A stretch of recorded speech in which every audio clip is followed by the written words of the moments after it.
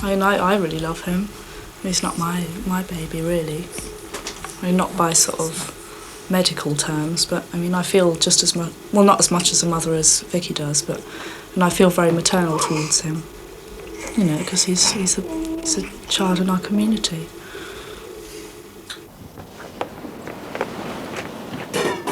One of the things about being a community that is also a rock and roll band is that you have to go out and do gigs. It suits us to have a large bus because that way we can take the family with us. And so when we go off to a gig, the roadies load up the gear, and then everybody piles onto the bus, and we've got a hardcore audience, if you like, of people who are going to groove on the music already there with us to help us get the atmosphere going. Global Village sometimes go out on gigs where they know they won't get paid. They've even played at Norwich Prison for free. And they sometimes trundle their old bus across the country to turn up at a street festival or an open-air party just for the fun of it. But to keep the family together, they have to make money somehow. And to do that, they have to travel to where the work is.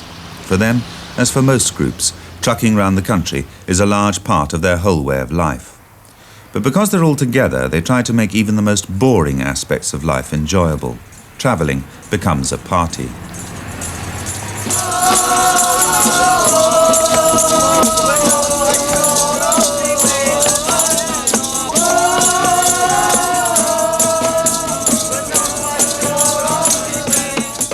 You know, this is the time of Ted Heath, the miners' strike, the 3-day week. So we were actually living through quite a political time in this country. It was when there was a lot of IRA activity, and we were cruising through that. And I think in some ways we maybe tried to pretend we weren't a part of that.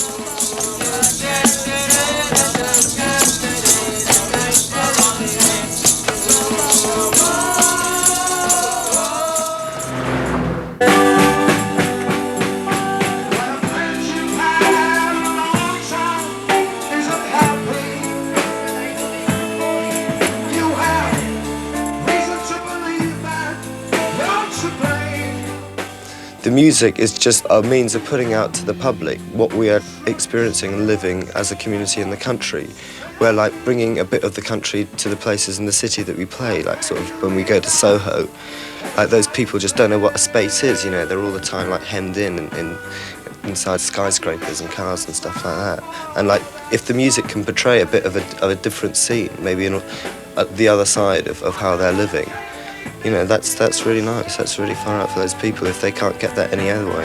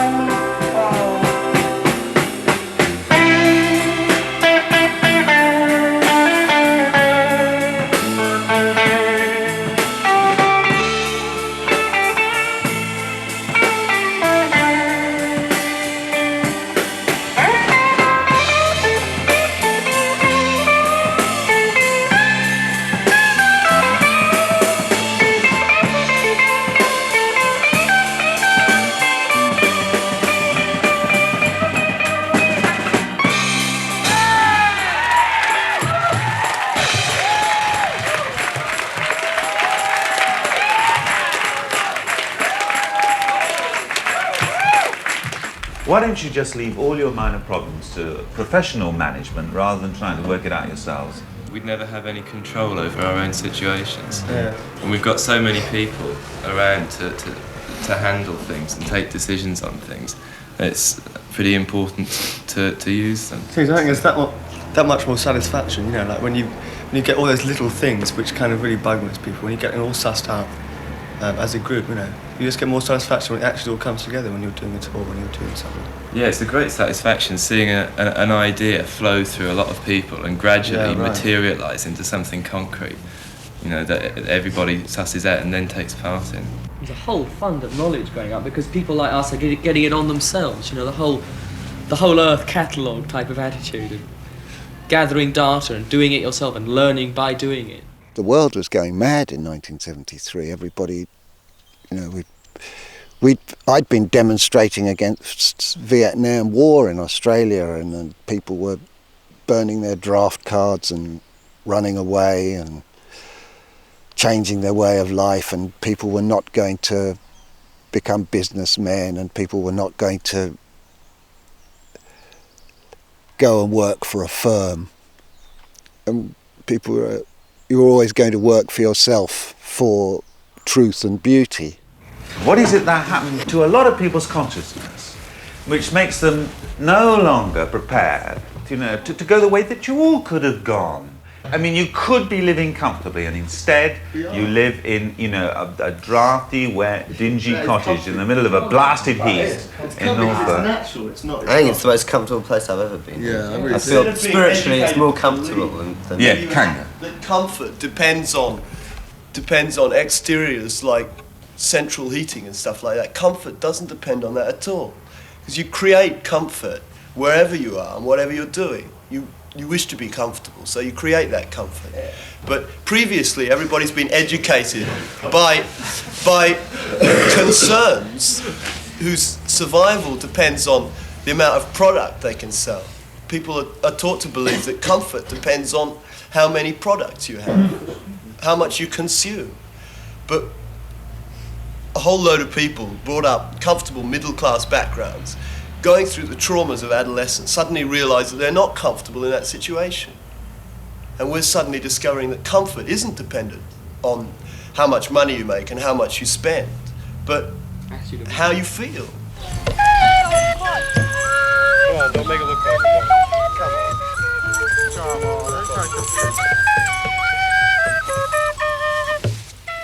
Most of the members of Global Village aren't much given to deep philosophising about their way of life. But they probably all believe that they're reaching back to a feeling for the vital relationship between man and nature, a feeling which they believe is growing in the world. There were magical moments there, but a lot of them might have been inspired by LSD. I can't remember well, but I remember that we used to run around occasionally naked in the fields, which was very enjoyable, I seem to remember. I remember Vicky's parents turning up once when I was wandering around naked. They were a bit shocked. They drove up in their car. I seem to remember that.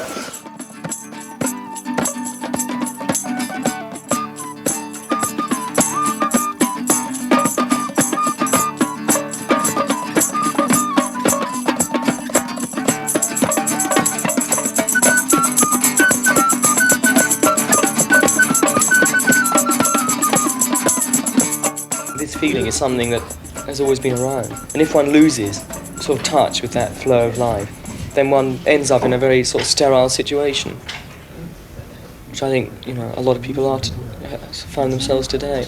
So what does Global Village do to redress the balance? Well, we're just one of a lot of people who have sort of felt something about us, sort of a new sort of vibration or atmosphere in the air, you know, that's affecting everyone, really. And could you put that into words, what that is? That feeling, those aims? I suppose it's more a memory or a flash of something that could really happen, you know, that this world could be a better place and can be a better place, like if everyone gets down and tries to put something which is only a dream into reality. May Day in Oxford, a festival for Global Village. This is May the 1st, and it's the first day of summer, and therefore it's an occasion for a bit of celebration, a bit of dancing and singing and getting out in the streets and getting it on generally, and perhaps a little sense of ritual as well. The fact that summer's coming is still a thing to dance and sing about.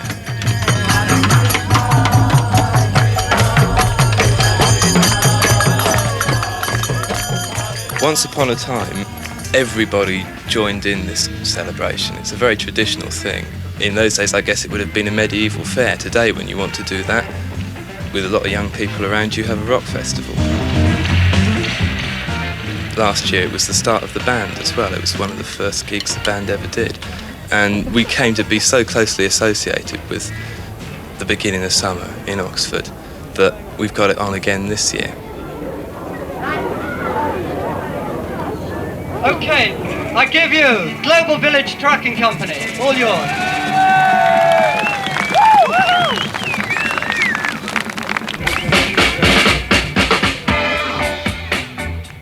They know they may not stay together forever, but for them it's now that counts. The music is the message. If we can understand it, we can begin to understand what they're on about. Well,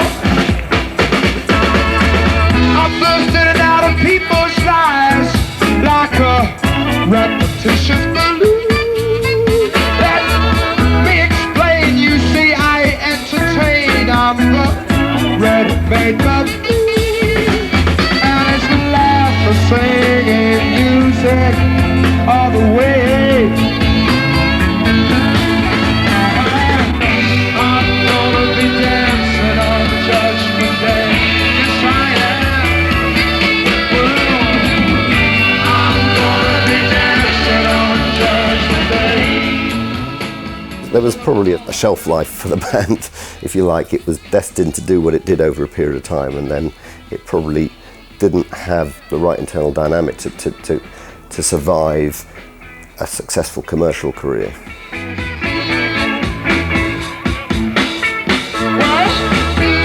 Once I used to sit around and sulk for hours. As I recall it, it was Mike who was the first one to say, look, I'm just standing up on stage again and I just can't think what I'm doing here. It's been laughter, singing, music all the way. I'm gonna be dancing on Judgment Day. I was going through a phase where I was definitely losing confidence about playing, and I wasn't enjoying it. I think I was getting a bit of stage fright or something. And I found that actually being on the road, I wasn't actually enjoying it that much. And the reason I wasn't enjoying it was because we were going up and down the M1 and going to Birmingham, going to Aberdeen and going to Lancashire, and these were boring places as far as I was concerned. And I was now like 25, and I thought, I want to see the world, you know. And I thought, well, maybe this band will see the world. I'm gonna be dancing on Judgment Day. I talked to a couple of musicians and asked them, what's America like? Because I was obviously quite interested in... I'd never been abroad, really, apart from France.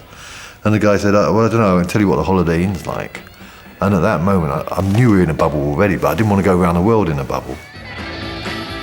And left the band.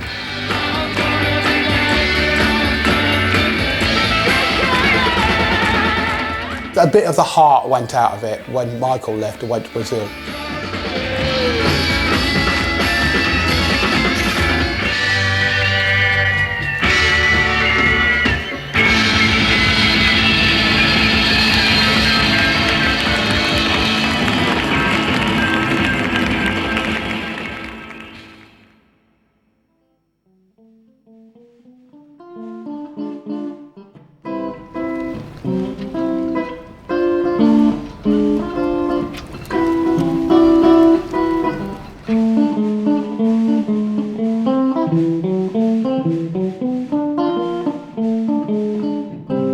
When I got to Brazil, I think I got more into sort of a hedonistic situation, really, to be quite honest. And, you know, this spiritual search, I think, was kind of like put on hold because I was actually having quite an intense time playing and grooving and doing all the things that you might want to do when you're a young guy in Brazil.